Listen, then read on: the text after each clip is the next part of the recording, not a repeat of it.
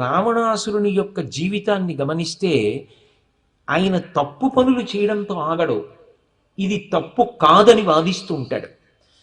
ఇది ప్రత్యేకించి పిల్లల యందు ఈ పోకడ కలగకుండా రామకథ చెప్పి ఇలా వాదించడం ఎంత ప్రమాదకరం, ఇది చిట్ట చివరికి ఏ స్థితికి ఎడుతుంది అన్నదాన్ని సోదాహరణంగా రామాయణంలోంచి వివరించవలసి ఉంటుంది పెద్దలు పిల్లలకి.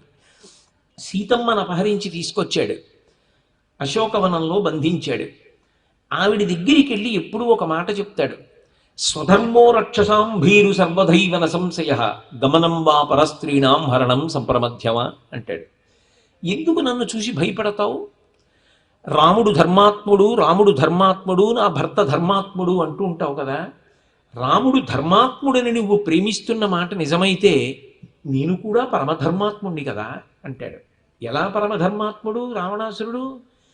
అపహరించి తెచ్చింది పతివ్రతని, ఆమె యందు కామాతురుడయ్యాడు, ఆమెతో మాట్లాడుతున్నాడు, పైగా ఆమెతో తాను ధర్మాత్ముడని అంటాడు. ఎలా ధర్మాత్ముడు అంటే పెంకివాదన ఎలా ఉంటుందంటే జల్పం అని మొండివాదన అంటారు. అవతలవారు చెప్పింది వినడానికి మానసికంగా సిద్ధంగా ఉండడం ఉండదు, తాననుకున్నదే సత్యం అంతే.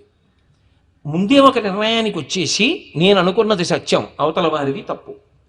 అందుకే ఎంత గట్టిగా వాదిస్తాడంటే స్వధర్మో రక్షసాం భీరు సర్వధైవన సంశయ గమనం వా పరస్త్రీణాం హరణం సంప్రమధ్యమా. నేను రాక్షసుణ్ణి, రాక్షసులకి ధర్మం ఏమిటి?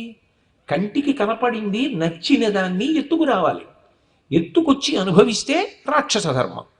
నేను రాక్షసుణ్ణి కదా, రాక్షస ప్రభువుని కదా, నేనేం చేయాలి? నాకు నచ్చింది ఎత్తుకురావాలా వద్దా? నేనేం చేశాను? నువ్వు నచ్చావు, నిన్ను ఎత్తుకొచ్చాను. ఎంత ధర్మాత్ముండి? నేను ధర్మాత్ముడిని కానంటావేమిటి? పైగా నన్ను చూసి భయపడతావేమిటి? మరి రాముడు ధర్మాత్ముడు అంటే రాముడిని కౌగిలించుకున్నావు, మరి నేను ధర్మాత్ముడిని నన్ను చూసి భయపడతావేమిటి? తప్పు కదా. నీ ఎందు దోషం ఉంది, నా ఎందు దోషం లేదు. ధర్మము నా ఎందు అంత గొప్పగా ఉంది, నిజమా? అది ధర్మమా అంటే ఏదో జ్ఞాన కలునిలోని శారదయువోలే అంటారు దశమస్కంధంలో పోతన గారు. వాడు కలుడైనప్పుడు వాని ఎందు జ్ఞానం ఎందుకు పనికొస్తుంది అంటే నిజాన్ని అబద్ధమని, అబద్ధాన్ని నిజమని మాట్లాడడానికి పనికొస్తుంది. అలాగే ధర్మాన్ని వక్రీకరించి సమర్థిస్తూ ఉంటాడు. ఒక పాటి సామాన్యుడైతే అయోమయానికి గురవుతాడు రావణాసురుడి యొక్క సంభాషణ చాతుర్యానికి. ఆయన విశ్రవసో బ్రహ్మగారి యొక్క కుమారుడు, పులశ్చ బ్రహ్మ యొక్క మనవడు, చతుర్ముఖ బ్రహ్మగారికి మునిమనవడు, బ్రహ్మవంశమునందు వచ్చినవాడు. నేను రాక్షసుణ్ణి అంటాడు. అంటే అవకాశాన్ని బట్టి ధర్మం మార్చుకుంటాడు. రాముడు ప్రాణం పోయినా సరే ధర్మచట్రం నుంచి బయటికి వెళ్ళాడు. ఆయనకి ధర్మమే